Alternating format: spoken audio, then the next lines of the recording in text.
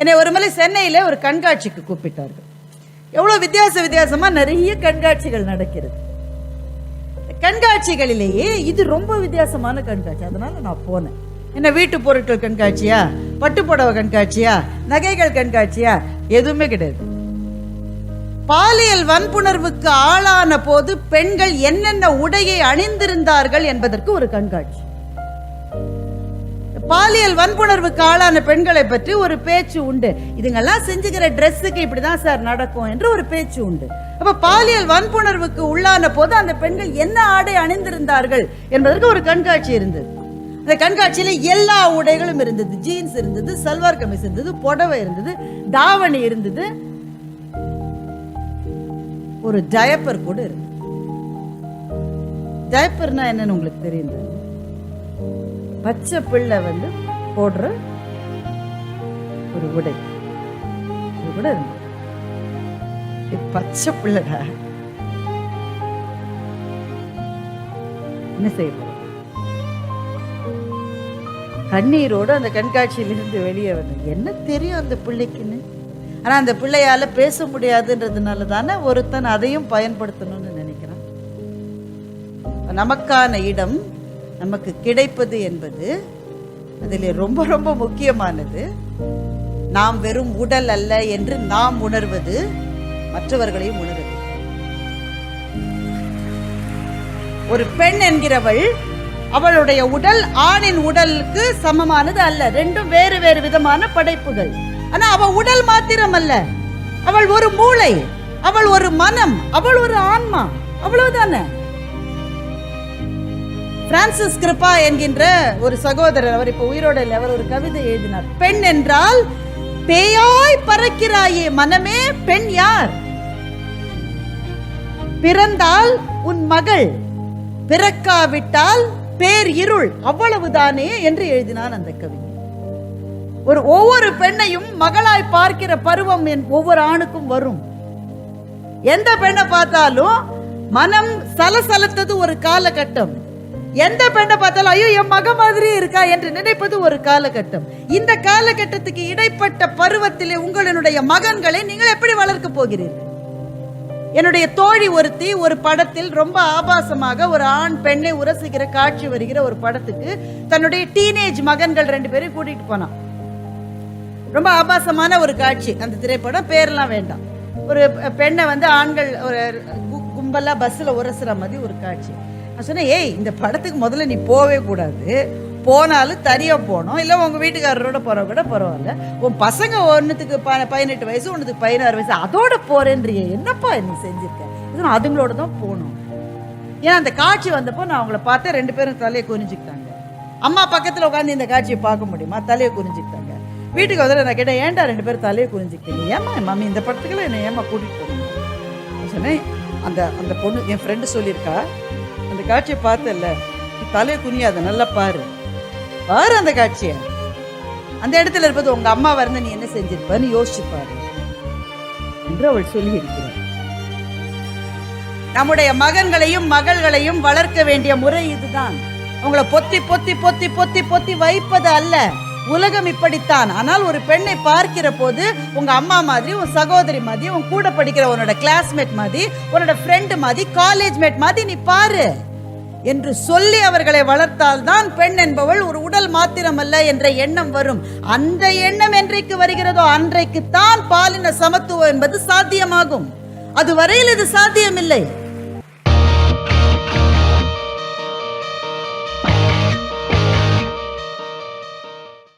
இன்னமும் என்னதான் இருக்குன்னு சில பேர் கேட்பாங்க. மகளிர் தின விழாவை எதுக்கு கொண்டாடு? என்னம்மா வேணும் உங்களுக்கு?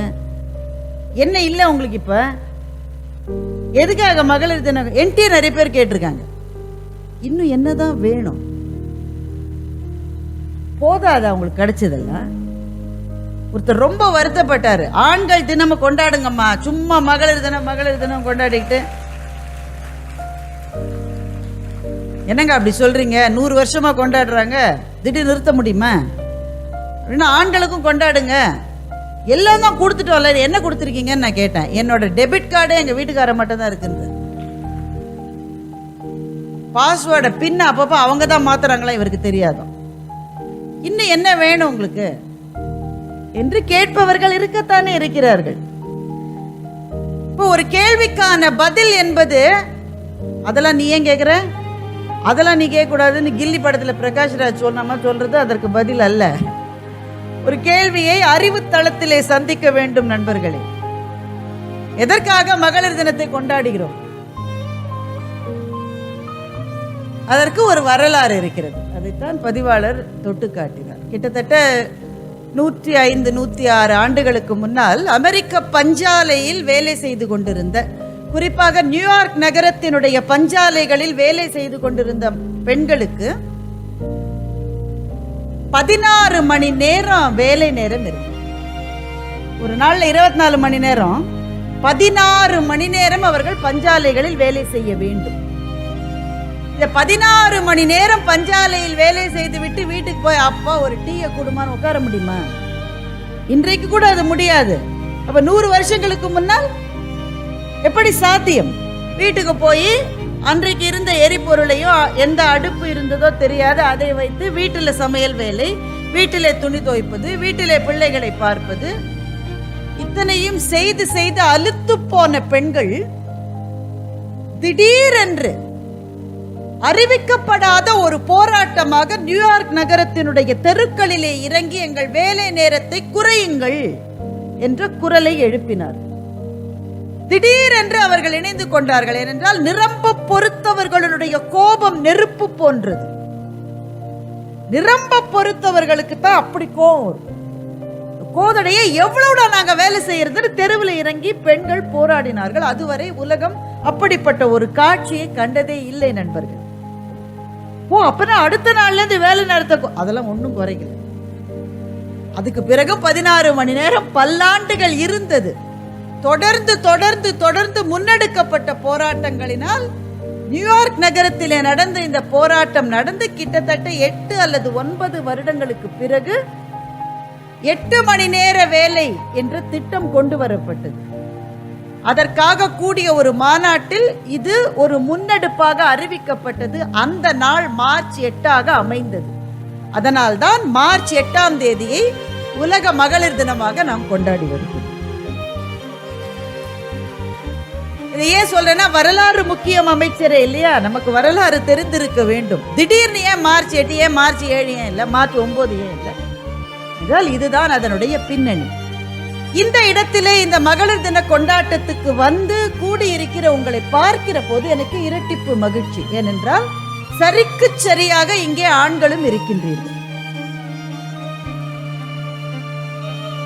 ஏன் ஆண்கள் ஒருத்தர் கூட கை தட்டாம இருக்கீங்க? உங்களுக்காக தான் நான் சொல்றேன்.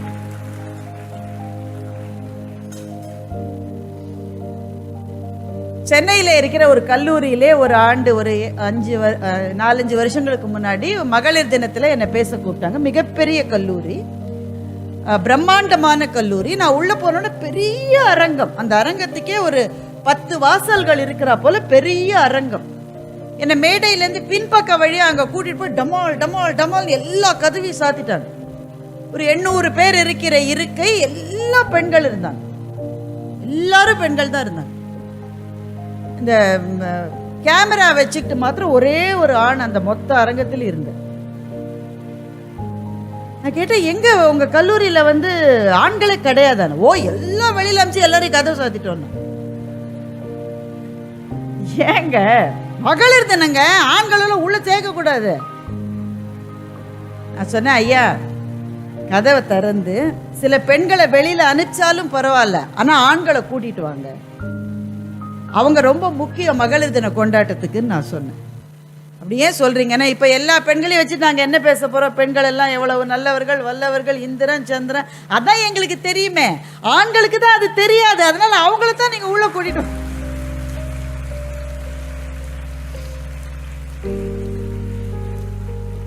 அருமைமிகு நண்பர்களே, பெண்கள் தின கொண்டாட்டம் என்பது பெண்கள் தனியே கூடி மகிழ்கின்ற ஒரு பண்டிகையோ திருநாளோ அல்ல. அது திருநாள் மாதிரி நம்ம கொண்டாடல. ஏன்னா we want to celebrate, isn't it? எல்லாத்தையும் கொண்டாடுவதில் நமக்கு ஒரு மகிழ்ச்சி இருக்கிறது. பிள்ளைங்கள்லாம் அழகா கோலம் போட்டாங்க, அந்த பெண்களுக்குள்ளே அழகுணர்ச்சி எப்படி ஊடுருவி இருக்கிறது என்பதை இந்த மேடையில் நீங்கள் பார்த்தீர்கள் அல்லவா? சிலம்பத்துக்காக பரிசு வாங்க வந்தால் என்னுடைய மகள் ஒருத்தி இங்கே. எதுக்கு பரிசு வாங்குற? சிலம்பத்துக்கு. 5 கால் பின்னல் போட்டுக்கிட்டு வந்துருதா பாத்தீங்களா? அந்த குழந்தையனுடைய பேர் எனக்கு ஞாபகம் இல்லை. 5 கால் பின்னல் ஆண்களுக்கு புரியாது இல்ல, தெரியாது. நமக்கு முதல்ல 3 கால் பின்னலே இப்ப விட்டு போச்சு. சென்னைக்கெல்லாம் வந்தா ஒருத்தர் கூட பின்னல் கிடையாது, அந்த அளவு முடியும் கிடையாது. பின்னல் என்பதில் 3 கால் இருக்கும், 3ஆக முடியை பிரித்து பின்னுவது பின்னல். அதையே 5 பிரிவுகளாக முடியை பிரித்து மாத்தி மாத்தி கோலாட்டம் மாதிரி போட்டு பின்னுவது 5 கால் பின்னல். புரியல அவங்களுக்கு? அவங்களுக்கு புரியாது. என்ன சொல்ல, அந்த குழந்தை சிலம்பத்துக்கு பரிசு வாங்கியிருக்கான். அது ஒரு வீர விளையாட்டு. ஆனால் அதற்கு பரிசு வாங்குகிற இடத்தில் அவளோ அவளுடைய அம்மாவோ உட்கார்ந்து அந்த நீள முடிய 5 கால் பின்னலாக போட்டு கொண்டு வந்து அந்த பரிசை வாங்குகிற போது நான் நினைத்தேன், இதுதான் பெண்மை வெல்க என்று கூத்திட வேண்டிய இடம். அந்த அந்த குழந்தை தான். வாழ்த்துக்கள். பெண் அப்படிதான் இருப்பான். அவை ஒரு எல்லையை, ஒரு உச்சத்தை, ஒரு வெற்றியை தொடுவதனால இன்னொன்றை விட்டுவிட மாட்டான்.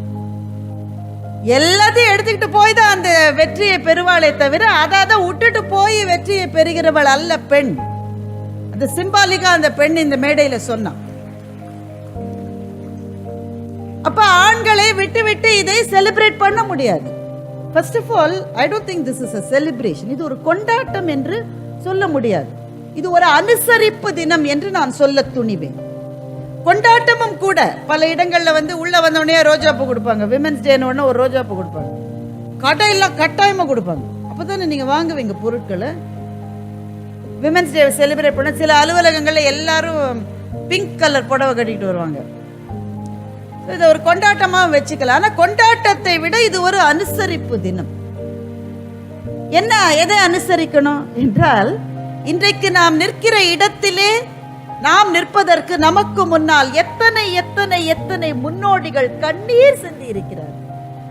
கண்ணீர் என்றா சொன்னேன், தவறு, ரத்தம் சிந்தி இருக்கிறார். மகளிர் தினத்தில் நீங்கள் கொண்டாட வேண்டிய சாதனை பெண் யார்? இங்கே பரிசு வாங்கிய அத்தனை பேரும், அவர்கள் எல்லாருக்கும் திரும்பவும் ஒரு பெரிய கைத்தட்டலை நீங்கள் கொடுக்க வேண்டும்.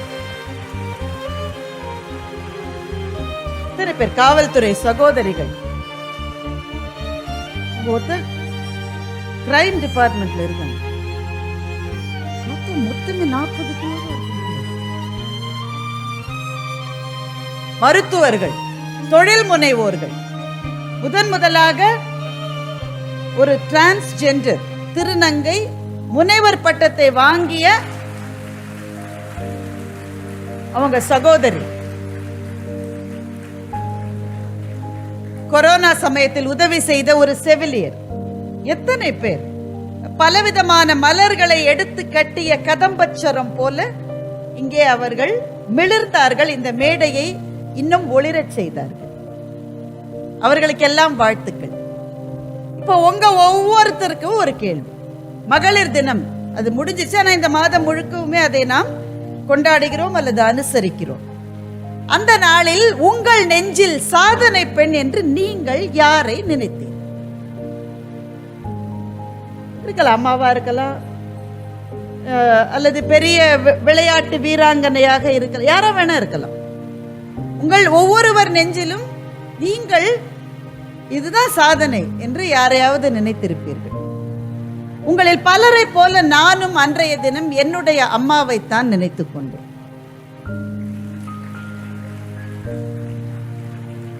எங்க அம்மா இப்ப உயிரோட இல்லை, அவங்களத்தான் நான் நினைச்சுக்கிட்டேன். ஏன்னா எல்லாரும் அவங்க அம்மாவை தானே நினைப்பாங்க.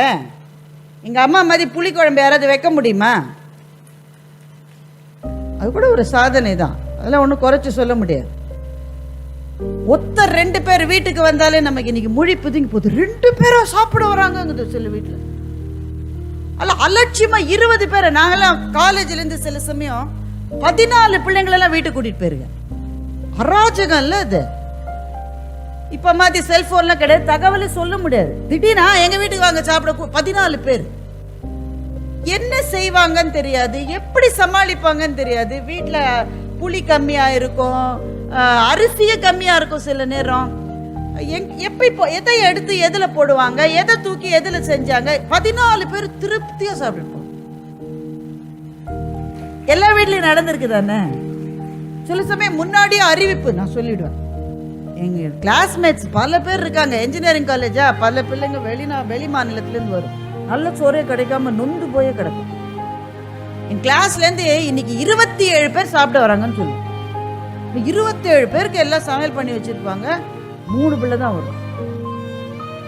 பாக்கி அதாவது எங்கெங்கயோ சினிமா ரிலீஸ் ஆனா கிளம்பிடும். அப்பெல்லாம் எங்களுக்கு கமல்ஹாசன் ரஜினிகாந்த் படம், இப்ப துணிவு வாரிசு வந்த மாதிரி 2 சேர்ந்து வந்தா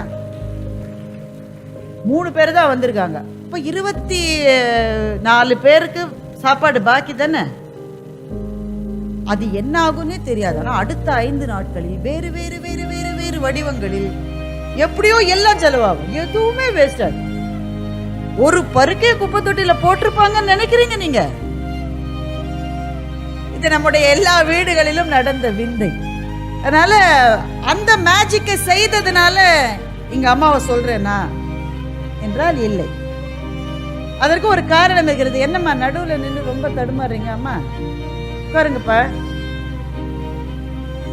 இவங்க வேற காஃபி வேணுமான்னு கேட்டாங்க, அந்த அம்மா வேற கையில எதுவும் எடுத்துட்டு போகுது.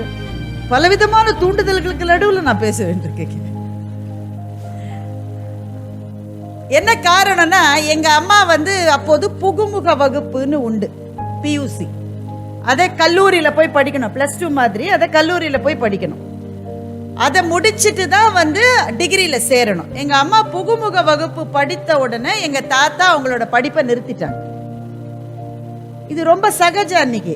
இது ஒண்ணு நீங்களாம் ஷாக் ஆகுற மாதிரிலாம் அன்றைக்கு கிடையாது. எங்க அம்மா வீட்டை பொறுத்த மட்டும் அதுவே மிக அதிகம். ஏன்னா எங்க அம்மாவோட அக்காவினுடைய படிப்பை 8வது வகுப்புலேயே நிறுத்திட்டாங்க, எங்க பெரியம்மாவோட படிப்பை. எங்க அம்மா ரொம்ப நல்லா படிச்சாங்கன்றதுனால புகுமுக வகுப்பு வரை போக அனுமதிக்கப்பட்டார். அப்புறம் எங்க தாத்தா சொல்றாங்க, ரொம்ப அதிகம் இதுவே, இதுக்கு மேல படிச்ச மாப்பிள்ளையே கிடைக்க மாட்டான், நீ போரு படிச்சதுன்ட்டாங்க எங்க அம்மாட்ட.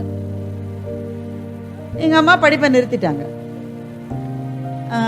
அப்போ குயின் மேரிஸ் காலேஜ் சென்னையில் இருக்கிற கல்லூரி, நீங்க கேள்விப்பட்டிருக்கலாம். குயின் மேரிஸ் காலேஜில் இருக்கிற பிசிக்ஸ் டிபார்ட்மெண்ட்லேருந்து ஒரு லெக்சரர், ஒரு பெண், எங்க அம்மாவுடைய அவங்க வரதை நிறுத்திட்டாங்கன்னு உடனே முகவரிய கல்லூரி ரெக்கார்ட்ஸில் பார்த்து அந்த வீட்டுக்கு வந்திருக்காங்க. வீட்டுக்கு எங்க தாத்தாவை சந்திச்சிருக்காங்க. எங்க தாத்தாவுக்கு பேர் அதிர்ச்சி. எதனால அதிர்ச்சின்னா, அவர் முன்னாடி நின்று ஒரு பெண்ணு பேசி அவருக்கு அது மட்டும் பழக்கம் இல்லை. அவங்க நின்று, எங்க அம்மாவினுடைய பேர் கல்பகம், கல்பகத்தை ஏன் கல்லூரியிலேருந்து நிறுத்திட்டீங்கன்னு இவருக்கு வேர்த்து போயிருக்கு. தன்னை ஒரு பெண் கேள்வி கேட்பதா, பரம்பரையிலேயே நடந்தது இல்லையே. இல்ல அதுக்கு முடியாது, கல்யாணம் பண்ணும்போது பண்ணுங்க, அது மட்டும் படிக்கட்டும் அப்படின்னு உடனே பதற்றத்துல சரின்ட்டார். மனம் ஓந்து சொன்னாரான்னு தெரியல, பதற்றத்துல சரின்ட்டார். ஆனா அந்த நாள் மனிதர் இல்லையா, ஒரு வார்த்தை கொடுத்தா அதை மீறக்கூடாதுன்ற கட்டுப்பாடு அவங்களுக்கு உண்டு. அதனால எங்க அம்மாவை நல்ல வாயார திட்டிட்டு போ போ போ போய் படி சொல்லி தொலைச்சிட்டேன்னு அனுப்பிச்சிருக்காங்க. அப்படி கல்லூரிக்கு திரும்பி போன எங்க அம்மா தான் அன்றைக்கு BA ஆனர்ஸ்ன்னு சொல்லுவாங்க, இப்போது அது MSc. அது MSc பிசிக்ஸில் சென்னை மாகாணம், அதாவது சென்னை ஆந்திராவை உள்ளடக்கிய மொத்த பகுதியிலையும் கோல்டு மெடல் வாங்கி பாஸ் பண்ணாங்க.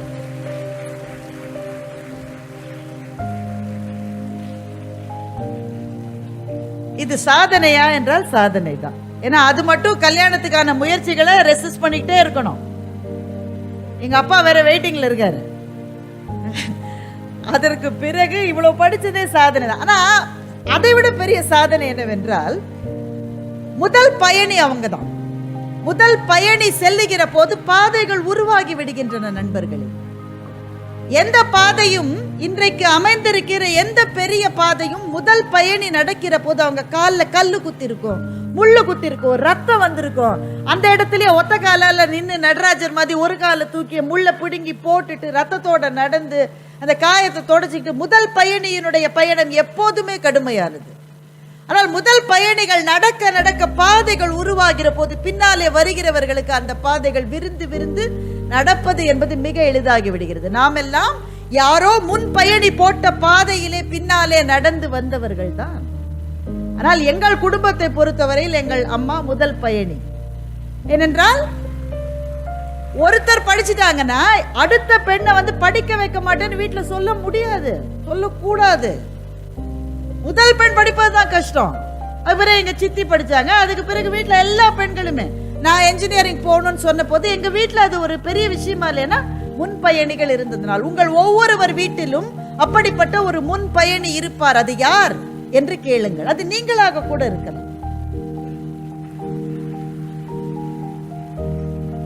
உங்கள் தாயாக இருக்கலாம், உங்கள் சகோதரியாக இருக்கலாம், சித்தி, பெரியம்மா, அத்தை, மாமியார், யாரா வேணா இருக்கலாம். ஆனால் எந்த குடும்பத்திலும் முதல் பயணியாக ஒரு பெண் இருந்தாலே அவளை ஒரு நிமிடம் நினைத்து அவளுக்காக ஒரு துளி கண்ணீர் சிந்துவதுதான் நாம் கொண்டாடுகின்ற உண்மையான மகளிர் தினம் என்று நான் நினைக்கிறேன்.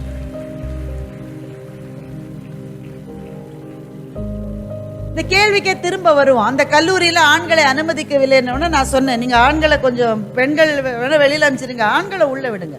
ஏனென்றால் மகளிர் தின கொண்டாட்டங்கள் என்பது ஆண்களுக்கு எதிரான போராட்ட பிரகடனங்கள் அல்ல. இது ஆணும் பெண்ணும் சேர்ந்து செய்ய வேண்டிய பயணம். ஏனென்றால் மகளிர் விடுதலை என்பது மானுட விடுதலையினுடைய ஒரு பகுதி தான். அதனால்தான் பல ஆண்கள் இதற்காக போராடி இருக்கின்றார்கள். நிறைய பேரை சொல்லலாம். மகாகவி பாரதி தமிழ்நாட்டை பொறுத்தவரையில் முன்னணியிலே நின்று குரல் கொடுத்தது.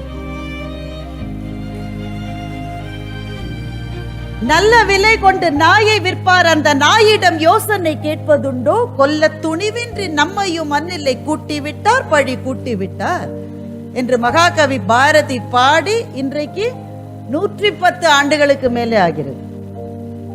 நல்ல விலை கொண்டு நாயை விற்பது போல யாரு என்ன தகவல் எதுவும் இல்லாம என்று சொல்லி கட்டி கொடுக்கப்பட்ட பெண்கள் எங்க போறோம், யாரு கணவன், அவன் பேர் என்ன, அவன் ஊர் என்ன, அவன் என்ன வேலை செய்ற, எந்த விவரமும் அவளுக்கு தெரியாது. தகப்பன் சொன்னால் அந்த வழியில போக வேண்டும், சகோதரன் சொன்னால் அந்த வழியிலே போக வேண்டும் என்று வாழ்ந்து கொண்டிருந்த ஒரு சமூகத்திலே நின்று மகளிருக்கான 8 கட்டளைகள் என்று மகாகவி பாரதி எழுதியதுதான் தமிழ்நாட்டின் முதன்மை பெண் உரிமை குரல் என்று நான் நினைக்கிறேன். 8 கட்டளைகளே ரொம்ப சுவாரஸ்யமானது. படிக்க வேண்டும் என்று சொல்லுகிறார். தொழில் முனைவோராக இன்னைக்கு நம்ம பேசிட்டு இருக்கோம், விமன் ஆண்டர்பிரினர்ஸ் என்று இன்றைக்கு பேசிக் கொண்டிருக்கிறோம்.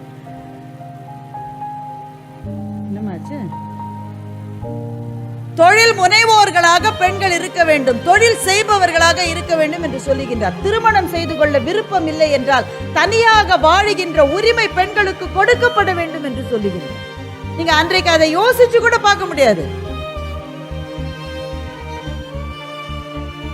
விதவைகளாக இருந்தால் அவர்களுக்கு விருப்பம் இருந்தால் மறுமணம் செய்து கொள்ள வேண்டும் என்று மகாகவி பாரதி எழுதுகிறார். அரசியலிலும் பொது வாழ்க்கையிலும் பெண்கள் ஈடுபட வேண்டும் என்று எழுதுகிறார். எழுதின உடனே சுவாரஸ்யமா ஒரு விஷயம் நடந்தது. மகாகவி பாரதி அப்போது சென்னையில இருக்கிற திருவல்லிக்கேணி என்ற பகுதியிலே வசித்து வந்தார். இன்றைக்கு அது அரசு நினைவு இல்லமாக, பாரதி நினைவு இல்லமாக அரசு அதை பேணி வருகிறது.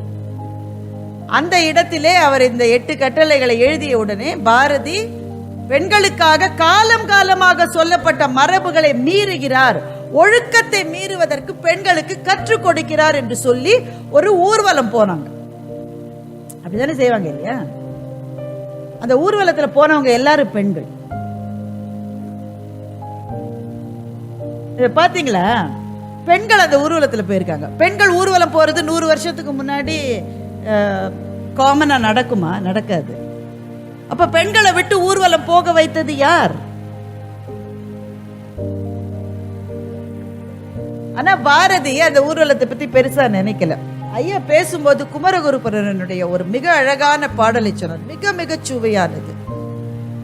அந்த குழவிக்கு தாய் பால் கொடுக்கிற சின்ன பிள்ளை, சில சமயம் அதுக்கு உடம்பு சரியில்லைன்னா அதுக்கு மருந்து அப்படியே அதுக்கு கொடுக்க மாட்டாங்க.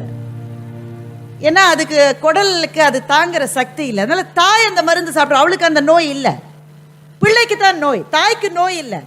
ஆனா பிள்ளைக்கு நோய்க்கு மருந்தை தாய் அருந்துகிறாள். ஏன்? தன்னுடைய பாலின் மூலமாக அந்த பிள்ளைக்கு அந்த மருந்து போய் சேர வேண்டும் என்று அந்த மருந்தை உட்கொள்ளுகிற தாய் போல என்று துணைவேந்தர் ஐயா அவர்கள் குமரகுருபரனுடைய அருமையான பாடலை இங்கே சொன்னார்கள். பாரதி ஒரு தாய் மாதிரி. அவர் ஆண் தான், ஆனால் ஆண்களும் தாயாக இருக்கலாம். ஒரு தாய் மாதிரி. இவங்களுக்கு என்ன வேணும்னு இவங்களுக்கே தெரியல. இவங்களுக்கு தெரியலன்றதுனால நான் அதை கொடுக்காம இருக்க முடியும். மருந்து சாப்பிட மாட்டேன் எல்லா பிள்ளையும் அழும். அம்மா எப்படியாவது அதை கொடுப்பா. அது மாதிரி இவங்களுக்கு என்ன தேவை என்று இவர்களுக்கு தெரியாத போதும் கூட தாய் போல அவர்களுக்கு அதை கொடுத்த ஒரு ஆண் தாயாக மகாகவி பாரதி இருந்ததுதான் நம்முடைய வரலாற்றில் இது ஆரம்பம். ஆண்களும் சரிசமமாக பயணித்திருக்கிறார்கள். இங்க இருக்கிற நிறைய மாணவிகள் இங்க இருக்கீங்க. கால்பந்து வீராங்கனைகள், சிலம்ப பயிற்சி செய்தவர்கள், கோலம் போட்டவர்கள், கவிதை எழுதியவர்கள், பேசியவர்கள், கட்டுரை எழுதியவர்கள், இவங்க எத்தனையோ பேர் இருக்கீங்க. இந்த பிள்ளைகள்ல பல பேர் நான் இந்த போட்டியில கலந்துக்கிட்டுமா என்று கேட்ட போது போய் கலந்துக்கடா என்று சொன்னவர் பெரும்பாலும் தந்தையாகத்தான் இருப்பார். அதனால்தான் நான் சொல்றேன், இது ஆணும் பெண்ணும் சேர்ந்து செல்லுகிற பயணம். இதுல ஆணுக்கும் பெண்ணுக்குமான போராட்டமா இதை மாற்றுவதற்கு சில பேர் முயற்சி செய்கிறார்கள். நாம் உஷாரா இருக்கணும். அப்பதான் மார்க் ட்வைன் என்கின்ற மிக பிரசித்தி பெற்ற ஆங்கில கவிஞர் ஒரு சின்னஞ்சிறு கதையை சொன்னார். சிவப்பு எறும்புகள் இருக்கிறது, கருப்பு எறும்புகள் இருக்கிறது. பார்த்திருக்கீங்க தானே?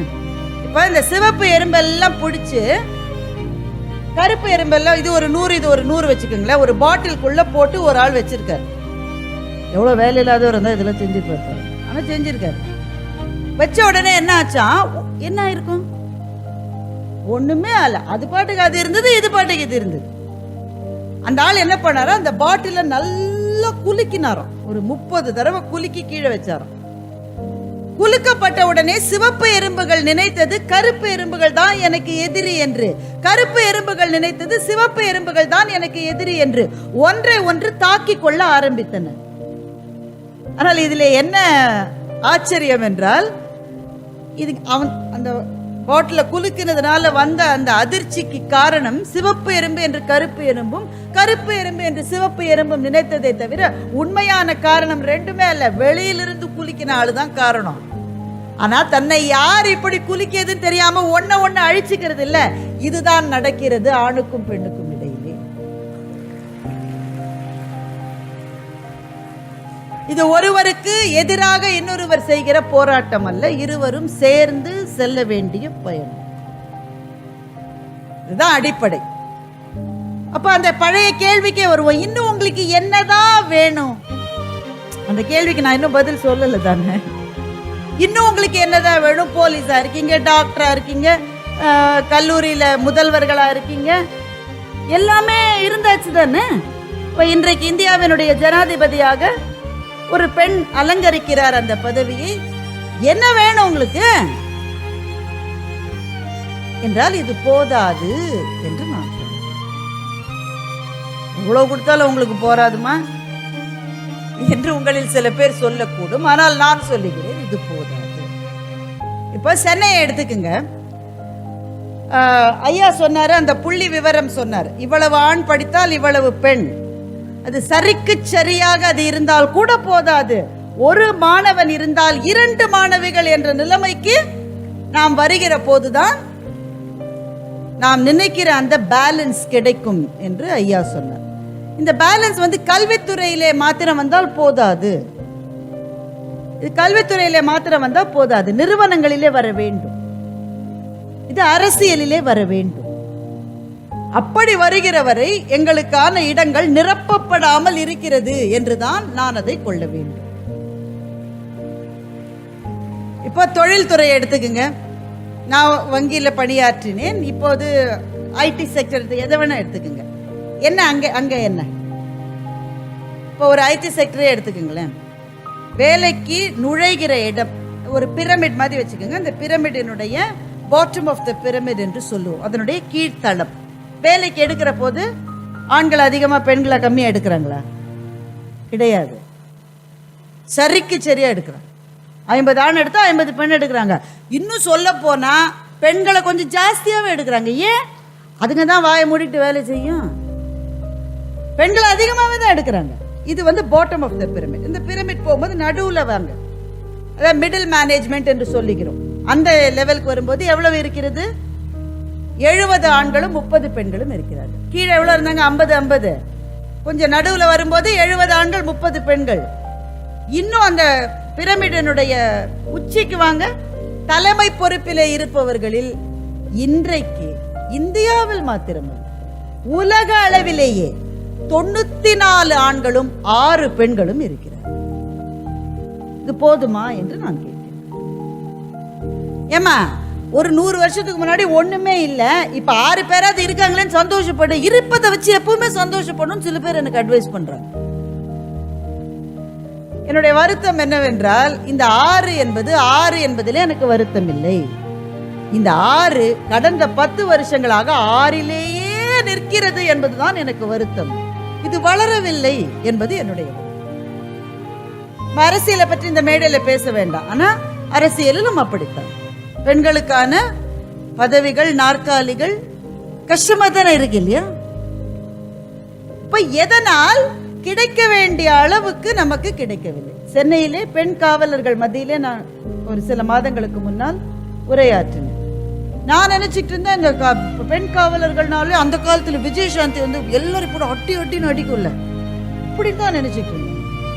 ஆனா பெண் காவலர்களாக இருந்தாலும் சரி, மருத்துவர்களாக இருந்தாலும் சரி, செவிலியர்களாக இருந்தாலும் சரி, ஆசிரியர்களாக இருந்தாலும் சரி, எல்லாருக்கும் இருக்கிறது அதே பிரச்சனை தான். எப்ப வீட்டுக்கு வந்தாலும் சோறாக்கணும், அடுப்பை பத்த வைக்கணும், இது இருக்கிறது. அப்ப என்ன செய்யலாம் என்றால், தைரியமா பேசலாம். அண்ணாமலை பல்கலைக்கழகம் மிகச்சிறந்த கருத்துக்களினுடைய செறிவகம். இந்த இடத்திலிருந்து தான் தமிழ்நாட்டினுடைய பல சித்தாந்தங்களினுடைய வேர்கள் புறப்பட்டன. பேசணும். நமக்கு ஆண் குழந்தைகள் வீட்டிலே இருந்தால் அவர்களுக்கு சின்ன வயதிலிருந்தே வீட்டு வேலையை செய்ய கற்பிக்க வேண்டும். ஒரு விதமான அவமானமும் கிடையாது, ஒரு விதமான அவமானமும் கிடையாது. பொம்பளை பிள்ளைகளே ஒன்றும் செய்யறது இல்லையா, நாங்க ஆம்பளை பிள்ளைகளுக்கு வேற சொல்லி தரணுமா? 2 பேருக்கும் சொல்லி தரணும், 2 பேருக்கும் சொல்லி தரணும். இது அவசியம், இது அவசரம். இந்த வேலை ஆணின் வேலை, இந்த வேலை பெண்ணின் வேலை என்று நீங்கள் பிரித்து வைக்க வைக்க வைக்கத்தான் என்ன வருகிறது என்றால், பெண்கள் தங்களுக்கான பதவிகளுக்கு போவதற்கு உள்ளுக்குள்ளேயே சில தயக்கங்கள் இருக்கிறது. ஆண்களிடமிருந்து தடை கிடையாது, தடைகள் எல்லாம் பெண்ணின் மனத்துக்குள்ளேயே இருக்கிற தடை. அவளுடைய மனத்துக்குள்ளே தடை இருக்கிறது. என்னுடைய நிறுவனத்தில் நான் அதிகாரியாக இருக்கிற அந்த டிபார்ட்மெண்ட்ல ஒரு 10 பேரை கூப்பிட்டு, ஒரு ப்ராஜெக்ட் இருக்கு, உங்களை யார் தகுதியானவர்கள் என்று நீங்கள் நினைக்கிறீர்கள் என்று கேட்கிறேன்னு வச்சுக்கோங்க. 10 பேர்ல 7 ஆண் இருக்காங்க, 3 பெண் இருக்காங்க. இதுல யார் உங்கள் தகுதியானவர்கள் என்று கேட்டவுடன் என்ன நடக்கும் நீங்க நினைக்கிறீங்க? ஒரு செகண்ட் கூட இல்லாம 7 ஆண்களும் கையை தூக்கிடுவாங்க. அவருக்கு தகுதி இருக்கா இல்லையா, வருமா வரா, எவனுக்கு தகுதி? 3 பெண்கள் இருக்காங்கல்ல, அவங்க என்ன செய்வாங்கன்னு சொல்லுங்க. முதல்ல மற்ற பெண்கள்லாம் கை தூக்குறாங்களா திரும்பி பார்ப்பாங்க. அவ தூக்கிட்டாள, இவ்வளவு தூக்கிட்டாளா, இவ்வளவுதான்.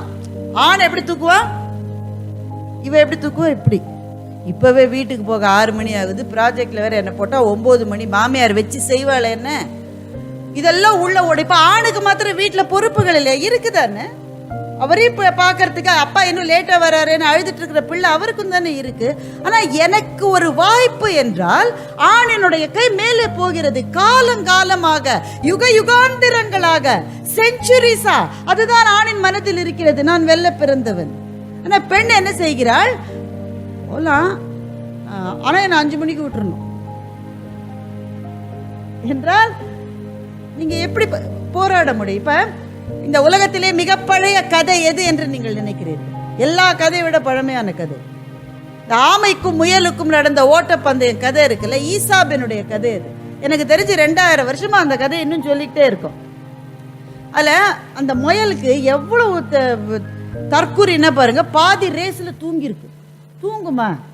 ரேஸ்ல பாதியில் யாராவது தூங்குவாங்களா? தூங்கிக்கிட்டு ஆமை வந்து ரொம்ப நேரமா நடந்து நடந்து நடந்து போய் எப்படியோ ஜெயிச்சிருக்குது. நான் நினைத்துக் கொள்வேன், அந்த பந்தயத்தில் இருக்கிற முயல் ஒரு ஆண் என்றும் ஆமை ஒரு பெண் என்றும் நான் நினைத்துக் கொள்வேன். ஆண்கள்லாம் பாதியில தூங்குவாங்க நான் சொல்ல வரல. அவர்கள் வெற்றியை நோக்கி போகிறவர்கள் அப்படித்தான் இருக்கணும். அவன்தான் எத்தனையோ யுகங்களாக காப்பாளராக இருந்திருக்கிறான். அதனால் அவன் ஓடித்தான் ஆகணும். நடுவுல ஒரு முயல் அசந்ததுன்றதுனால எல்லா ஆண்களுமே பாதியில தூங்கிடுவாங்க நான் சொல்றேன் நினைச்சுக்காதீங்க. இந்த ஆமையை பத்தி தான் எனக்கு, அது பெண்ணுன்னு நினைப்பேன். ஏன்? நீ ரேஸுக்கு தானே போற, அப்ப மேல இருக்கிற ஓட்டை கழட்டி வச்சுட்டா நீ கொஞ்சம் வேகமா நடக்கலாம் தானே. அந்த ஓட்டோடையே தான் போ. பெண்களும் வீடு என்ற ஓட்டை சுமந்து கொண்டுதான் வாழ்க்கையில் எப்போதும் இருக்கும். சிலம்ப பயிற்சி காலை 6 மணிக்கு என்றாலும் 5 மணிக்கே எழுந்தாவது 5 கால் பின்னலை போட்டுக்கொண்டுதான் போக வேண்டும் என்பது போல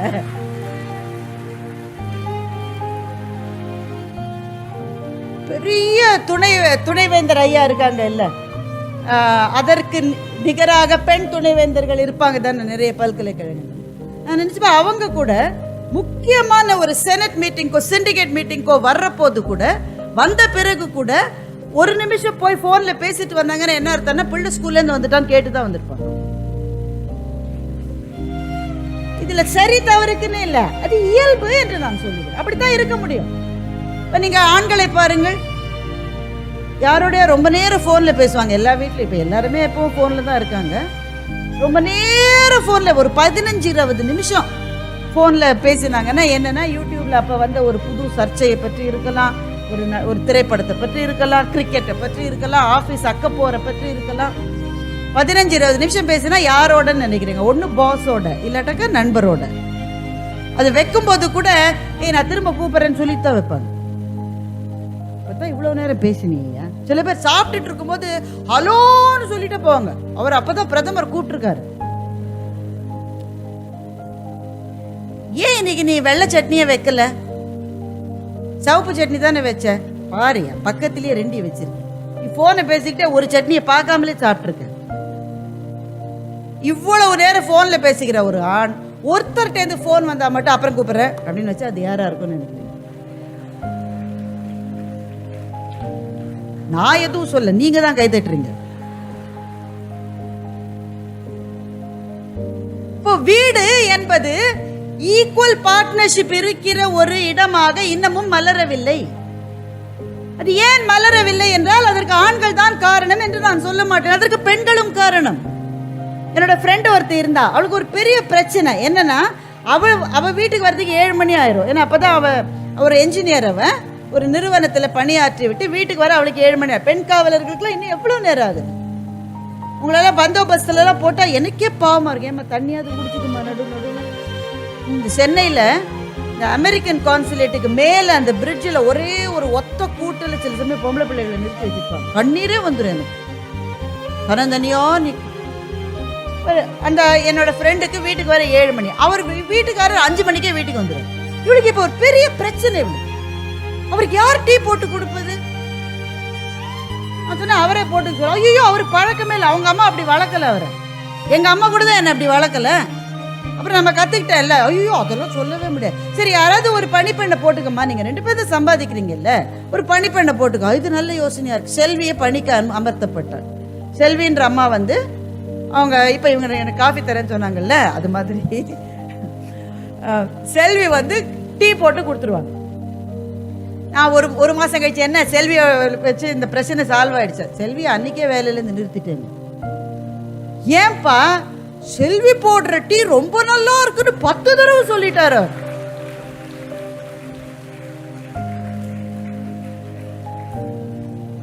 அப்ப இது யார் என்ன செய்ய முடியும்?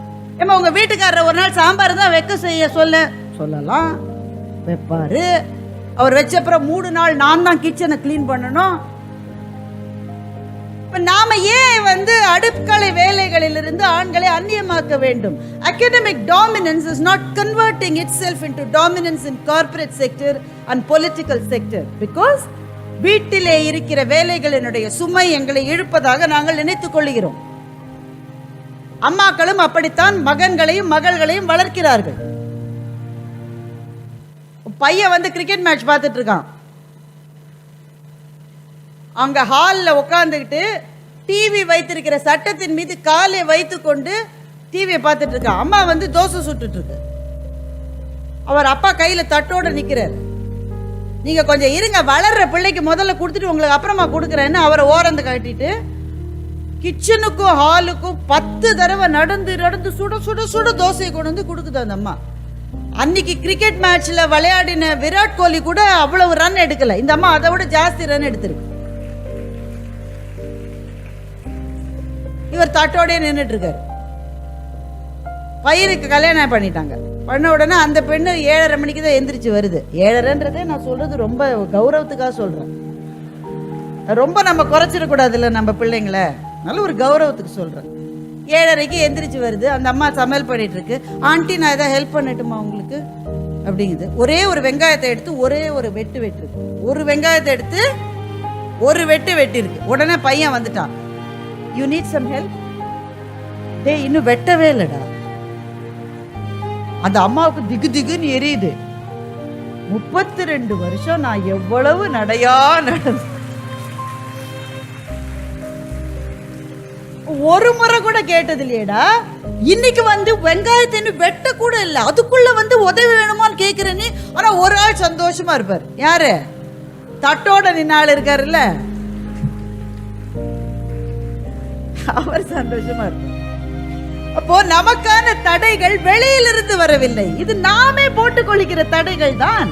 அப்ப என்ன செய்யணும்? முதல் விஷயம், என்னோட நேரம் கிட்டத்தட்ட முடிய போயிருதுன்னு ஒரு 10 நிமிஷம் எடுத்துக்கலாமா sir? First of all raise your hand. எனக்கு இது முடியும் என்று நீங்கள் நினைத்தால், எனக்கு இந்த பதவி எனக்கு தேவை என்று நினைத்தால், நான் சிலம்ப போட்டியில் கலந்து கொள்ள வேண்டும் என்று நீங்கள் நினைத்தால், கால்பந்து போட்டியில் அகில இந்திய அளவிலோ அகில உலக அளவிலோ என்னால் போய் பயிற்சி எடுக்க முடியும் என்று நினைத்தால், என்ன அவங்க தடுக்கிறாங்க, இவங்க தடுக்கிறாங்க, அப்பா வேணான்றாங்க, அம்மா வேணான்றாங்க, ஆட்டுக்குட்டி வேணாங்குது, பக்கத்து வீட்டு ஆயா வேணாங்குது, இது எதுவுமே மறுப்பு கிடையாது. செய்ய வேண்டும் என்று நினைத்தால் ரேஸ் யுவர் ஹேண்ட். உதவி செய்வதற்கு பல்கலைக்கழகங்கள், ஆசிரியர்கள், கல்லூரிகள், எங்க அவங்க மேடம் இருக்காங்க, அவர்களுக்கு வராத தடையா? அவர்களுக்கு எத்தனை தடை வந்திருக்கும் யோசிச்சு பாருங்க. வீட்டிலிருந்து, சமூகத்திலிருந்து, தெருவிலிருந்து அத்தனை தடை. அதை தாண்டி ஒரு முகவராக அவர்களால் வந்திருக்க முடியும் என்று சொன்னால் நமக்கான தடைகளை பேசவே நமக்கெல்லாம் உரிமை கிடையாது. இரண்டாவது விஷயம், நீங்கள் உங்களுக்கான சாதனைகளை செய்ய போகிற போது தடைகள் மாத்திரம் வராது, அவமானங்கள் வரும். அவமானங்கள் வரும். ரொம்ப சுலபமா ஒரு பெண்ணை கண்ட்ரோல் பண்ணணும், இல்ல கவுக்கணும், இல்ல தாழ்த்தணும், இல்ல இறக்கணும்னா உடனே என்ன சொல்ல, இதெல்லாம் எப்படி வாங்கிச்சு நமக்கு தெரியாது என்ற வார்த்தை வரும். அந்த வார்த்தை எங்கிருந்து வேணா வரும். ஆண்கள்ட்ட இருந்து தான் வரும் நான் சொல்லல, பெண்கள்ட்ட அந்த வார்த்தை வரும். உடனே அதுவரை வீரமங்கை வேலுநாச்சியார் மாதிரி வேலை தூக்கிட்டே போயிட்டு இருக்கோம். அப்படி ஒரு வார்த்தை வந்து எனக்கு இதெல்லாம் எதுவுமே வேணாம், இந்த பேச்செல்லாம் கேட்கணும்னு எனக்கு தலையெழுத்து. நீ தாங்க அந்த பேச்ச. என்ன அவமானம் என்பது களிமண்ணா? கடித்து விழுங்க முடியாத உன்னால்? எந்த அவமானத்தையும் விழுங்கலாம், விழுங்கி விட்டு போ. கீழே தானே உன்னை தள்ளினா, உனக்கு கடவுள் எதுக்கு 2 காலை கொடுத்திருக்காரு? எந்திரிச்சு நின்று திரும்ப போ. சின்ன வயசுல விளையாடுவோம், கிரவுண்ட்ல விளையாடுவோம். அப்ப ஓடு போக கீழே விழுந்துரும். ஆனா விளையாட்டு மீது இருக்கிற ஆர்வம் எப்படி பிரம்மாண்டமானது என்றால், ஆம்பளை பிள்ளைங்க நிறைய பேர் இருக்கீங்க, உங்களுக்கு தெரியும் தானே, அடிப்பட்ட வீட்டுல திட்டுவாங்க, நீ நாளைக்கு விளையாட போகாதுன்னு சொல்லுவாங்க. அதனால அடிப்பட்டதையே வீட்டுல இருந்து மறைப்போம். காயத்து மேல எச்ச தூப்பி மேல ஒரு பேப்பரை ஓட்டிட்டு திரும்ப ஓடுவோம். ரத்தம் சொட்ட சொட்டெல்லாம் செலுத்து விளையாடும். ஏன்? விளையாட்டு மேல இருக்கிற ஆர்வம். உச்சி வெயில், மே மாச வெயில் தலையில அடிச்சு என்னைக்காவது நம்ம அதை வெயில் உணர்ந்திருக்கோம்? இன்னைக்குதான் ஜனவரி மாசமே ரொம்ப வேகுது இல்லன்றோம். அன்றைக்கு மே மாசத்துல தெருவுல கிரிக்கெட் விளையாடுவாங்க. ஏன்? விளையாட்டின் மீது இருக்கிற ஆர்வம். அப்போ நீ போக வேண்டிய பாதையிலே உனக்கு ஆர்வம் இருந்தால் தோல்விகள் என்ன, அவமானங்கள் என்ன, கீழே விழுந்தால் எந்திரிச்சு ஓடுன்னு நான் சொல்றேன். அப்பதான் உனக்கான இடம் உனக்கு கிடைக்கும். ஓட வேண்டிய நேரத்துல உட்கார்ந்துட்டு 60-70 வயதான பிறகு நான் எப்படி வந்திருக்க வேண்டிய ஆள் தெரியுமா, என்ன சொல்ற, டூ லேட். எதுவுமே லேட் இல்லைன்னு வைங்க, 70 வயதுல கூட சாதனை செய்யலாம், அது வேற விஷயம். ஆனா அந்த காலத்திலே செய்திருந்தால் இன்னும் அறுவடை நல்லா இருந்திருக்கும் தானே. இது ரெண்டாவது விஷயம். மூன்றாவது, ஏன் பெண்களுக்கான மகளிர் தினம்? ரொம்ப முக்கியமான ஒரு கட்டத்துக்கு வந்துட்டோம். இதுக்கப்புறம் நான் என்னுடைய பேச்சை நிறைவு செய்ய வேண்டியதுதான். என்னை ஒரு முறை சென்னையில ஒரு கண்காட்சிக்கு கூப்பிட்டார்கள். எவ்வளவு வித்தியாசமா நிறைய கண்காட்சிகள் நடக்கிறது.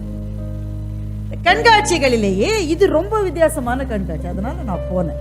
என்ன வீட்டு பொருட்கள் கண்காட்சியா, பட்டுப்புடவை கண்காட்சியா, நகைகள் கண்காட்சியா, எதுவுமே கிடையாது.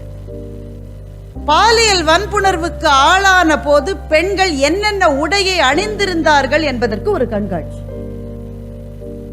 பாலியல் வன்புணர்வுக்கு ஆளான பெண்களை பற்றி ஒரு பேச்சு உண்டு. இதுங்கெல்லாம் செஞ்சுக்கிற ட்ரெஸ்ஸுக்கு இப்படிதான் சார் நடக்கும் என்று ஒரு பேச்சு உண்டு. அப்ப பாலியல் வன்புணர்வுக்கு உள்ளான போது அந்த பெண்கள் என்ன ஆடை அணிந்திருந்தார்கள் என்பதற்கு ஒரு கண்காட்சி இருந்தது. அந்த கண்காட்சியில எல்லா உடைகளும் இருந்தது. ஜீன்ஸ் இருந்தது, சல்வார் கமிஸ் இருந்தது, புடவை இருந்தது, தாவணி இருந்தது, ஒரு டயப்பர் கூட இருந்தது.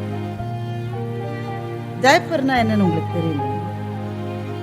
பச்சை பிள்ளை போடுற ஒரு உடை, இது கூட இருந்தது. பச்சை பிள்ளைடா, என்ன செய்ய போறோம்? கண்ணீரோடு அந்த கண்காட்சியிலிருந்து வெளியே வந்து என்ன தெரியும் அந்த பிள்ளைக்குன்னு.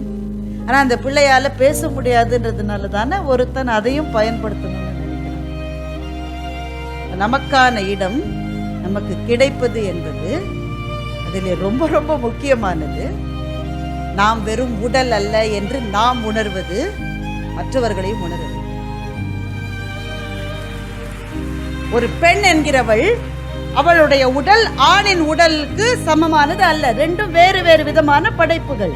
ஆனா அவள் உடல் மாத்திரம் அல்ல, அவள் ஒரு மூளை, அவள் ஒரு மனம், அவள் ஒரு ஆன்மா, அவ்வளவுதானே. பிரான்சிஸ் கிருபா என்கின்ற ஒரு சகோதரர், அவர் இப்ப உயிரோடு இல்லை, அவர் ஒரு கவிதை எழுதினார். பெண் என்றால் பேயாய் பறக்கிறாயே மனமே, பெண் யார்?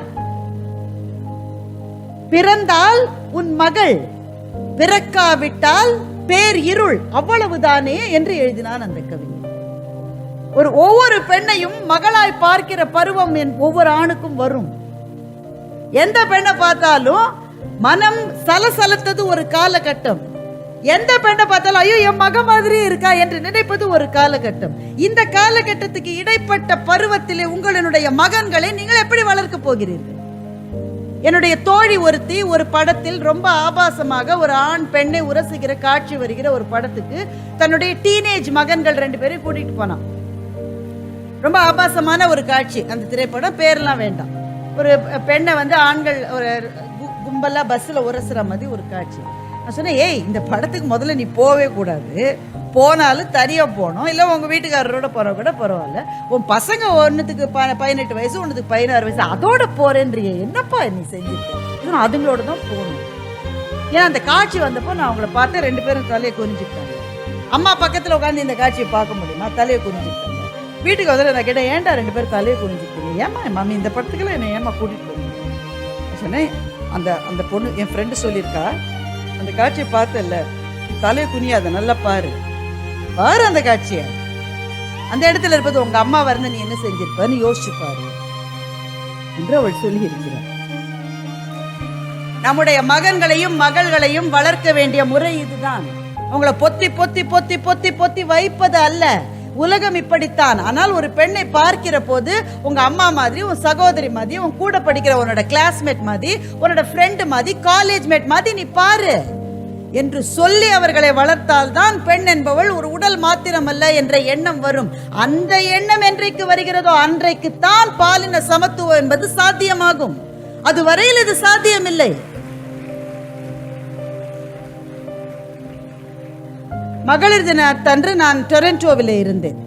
அங்கே chamber of commerce Canada Tamil அவர்கள் நடத்திய மகளிர் தின கொண்டாட்டத்தில் பேசுவதற்காக எனக்கு அழைப்பு வந்தது. யாழ்ப்பாண சகோதரி ஒருத்தருடைய வீட்டில் நான் தங்கியிருந்தேன். நல்ல வசதியாக இருக்காங்க. யாழ்ப்பாணத்தில் நடந்த அந்த பிரச்சனைலாம் உங்களுக்கு தெரியும்.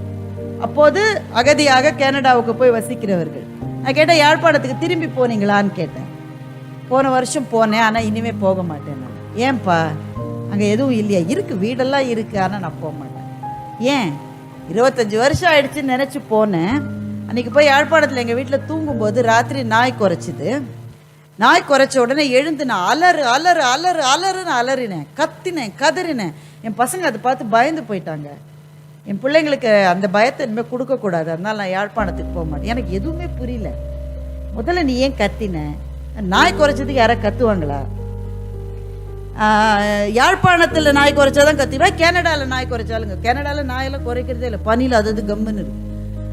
அது இல்லை, இங்கே இல்லை, அங்கே போனாதான் எனக்கு அந்த உணர்வு வந்தது. ஏனென்றால் அவர்கள் அகதிகளாக தப்பி வருவதற்கு முன்னால் நடு இரவில் நாய் குறைத்தால் ஒரே ஒரு அர்த்தம் தான், ஆர்மி வருதுன்னு. நாய் குறைப்பது தான் அவங்களுக்கு சிக்னல்.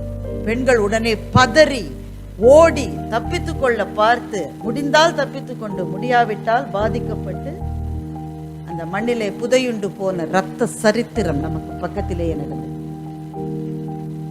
25 வருஷம் ஆச்சு, ஆனா மனசு அதை மறக்க மறுக்கிறது. என்றால் இது யாழ்ப்பாணத்துலதான் நடக்குதா? நம்மை சுற்றி நடக்குது, ஒவ்வொரு இடத்துலயும் நடக்கல, சீண்டல்கள் நடக்கவில்லை. எனவே ஆணும் பெண்ணும் சேர்ந்து செய்ய வேண்டிய ஒரு பயணம், இருவரும் மேற்கொள்ள வேண்டிய ஒரு பயணம். எதற்கு என்றால் இருவரும் ஒன்றுதான் என்பதை உலகத்துக்கு உரத்து சொல்லுவதற்கு பெண்கள் மாத்திரம் தனியாக முயற்சி செய்தால் போதாது. இது ஆணும் பெண்ணும் சேர்ந்து செய்ய வேண்டிய ஒரு பயணம். இத்தனை இங்கே மாணவர்கள் இருக்கின்றார்கள், உங்கள் வகுப்பிலே இருக்கிற மாணவிகள் உங்களுக்கு தோழிகள். இதுல ஏன் இவ்வளவு சிக்கலாக்குறோம் நம்ம இந்த உறவுகளை? என்ன வேண்டான்னு சொல்லிட்டு நீ இன்னொருத்தனோட பேசிருவியான்னு அருவாளோட போறவன் தான். உன்னை அவ வேணான்னு சொன்னா சந்தோஷப்படுறா, சந்தோஷப்படு. இன்னைக்கு அவ வேணான்னு சொல்லிட்டா, அவளுக்கு அதிர்ஷ்டம் இல்லைன்னு நினைச்சு நீ சந்தோஷப்படு. நாளைக்கு இதை விட எனக்கு ஒரு நல்ல வாய்ப்பு கிடைக்கும் நினை. நீ ஏன் வேணான்னு சொல்ற உரிமை அவளுக்கு கிடையாதா? இது என்ன அவ்வளவு பெரிய விஷயமா? என்ன சொல்லியிருக்கா? அந்த பொண்ணு உன்னை எனக்கு பிடிக்கலன்னு சொல்லியிருக்கா. நல்லது, இதை விட நல்லதா பெட்டரா நாளைக்கு கிடைக்கும்னு நீ நம்பு. அந்த அளவு கான்பிடன்ஸ் உனக்கு இல்லைன்னா என்ன அர்த்தம்? இதையே மான பிரச்சனையாக பார்க்கிற மாதிரி நம்முடைய மாணவர்கள் நினைக்க வேண்டும். தோழி தானே, வேண்டாம் சொல்றதுக்கு அவளுக்கு உரிமை இருக்குதானே. The right of refusal. இது வேண்டாம், இது எனக்கு பிடிக்கல, இதை கட்டாயப்படுத்தாதீங்க, என்னுடைய கனவு வேற, அங்க நான் போகணும்னு சொல்லுகிற அந்த மகளிரை கொண்டாட வேண்டிய நாள் தான் இந்த நாள்.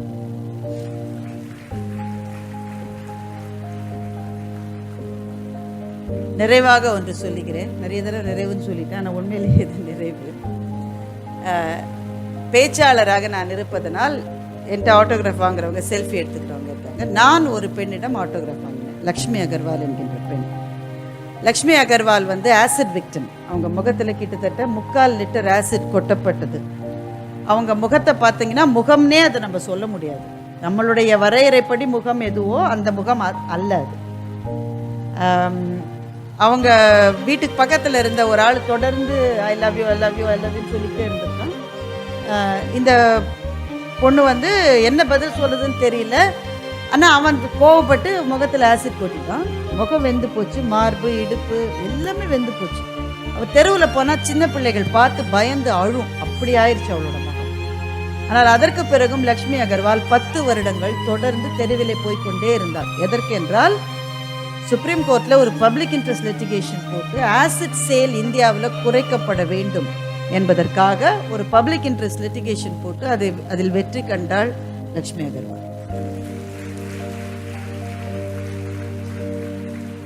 நான் இதைத்தான் இங்கே இருக்கிற அத்தனை என்னுடைய மகன்களுக்கும் மகள்களுக்கும் சொல்ல நினைக்கின்றேன். கீழே விழுந்து கிடக்கிற பள்ளத்திலே இருப்பவர்களுக்கு நம்முடைய ஒரு விரல் போதும் அவர்களை தூக்கிவிட. இந்த பல்கலைக்கழகம் அதைத்தான் செய்து கொண்டிருக்கிறது. பாதிக்கப்பட்டவர்களுக்கு எதுவுமே கிடையாது. அவங்களுக்கு ஜாதி கிடையாது, மதம் கிடையாது, மொழி கிடையாது, அவங்களுக்கு எதுவுமே கிடையாது. ஆனா ஒன்னே ஒண்ணு இருக்கு, ஒரு விரலை நம்ம நீட்டினா அதை பிடிச்சிட்டு மேல வருகிற உறுதி மாத்திரம் அவங்களுக்கு இருக்கு. அப்படி நீட்டுகிற விரலாக நம்முடைய விரல் இருக்க வேண்டும். இங்க இருக்கிற அத்தனை பெண்களுக்கும் மகளிர் தினத்தில் நமக்கு இருக்கிற கடமை அந்த ஒரு கடமை தான். ஏன்னா கல்வி என்கின்ற ஏணியை பிடித்துக்கொண்டு நாம வந்துட்டோம். இன்னும் வராம எத்தனை பேர் இருக்காங்க? அவர்களுக்கு நீட்டுகிற விரலாக நம்முடைய விரல் இருக்க வேண்டும். இந்த பல்கலைக்கழகம் அதற்கான ஒரு ஸ்தாபனமாக நிற்கிறது. இதனுடைய முயற்சிகள் மேலும் தொடர வேண்டும். இங்கே சரிக்கு சரியாக மாணவர்களும் மாணவிகளும் இருக்கிறார்கள் என்று சொல்லி நாம் படுகிற இந்த பெருமை சமுதாயத்தின் எல்லா தளங்களிலும் விரிய வேண்டும். ஏனென்றால் அதைத்தான் கனவாக மகாகவி பாரதியும் பாரதிதாசனும் கண்டார்கள்.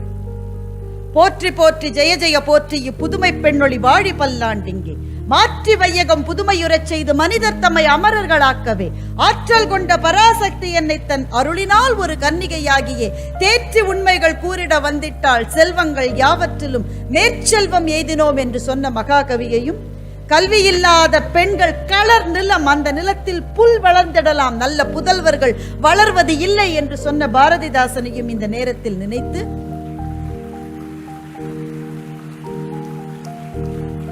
உங்க வீட்டுல சிதம்பரமா மதுரையான்னு அந்த காலத்துல ஒரு கேள்வி கேட்பாங்க. உங்க வீட்டுல சிதம்பரம்னா அங்க ஆண்களினுடைய ஆட்சி, இது மதுரைனா அது பெண்களினுடைய ஆட்சி. ஆனால் இந்த சிதம்பரத்திலே இருக்கின்ற அந்த நடராஜ பெருமான் கூட சிவகாமியினுடைய கருணையினால் தான் நடனம் ஆடுகிறார் என்கின்ற காரணத்தினால் பெண்மை வெல்க என்று கூத்திடுவோம் என்று சொல்லி இந்த நல்ல வாய்ப்பை கொடுத்தவங்க அத்தனை பேருக்கும் துணைவேந்தர் ஐயா அவர்களுக்கும் நன்றி சொல்லி விடைபெறுகின்றேன். முதல் பயணி செல்லும் போது ஒரு பாதை உருவாகி விடுகிறது.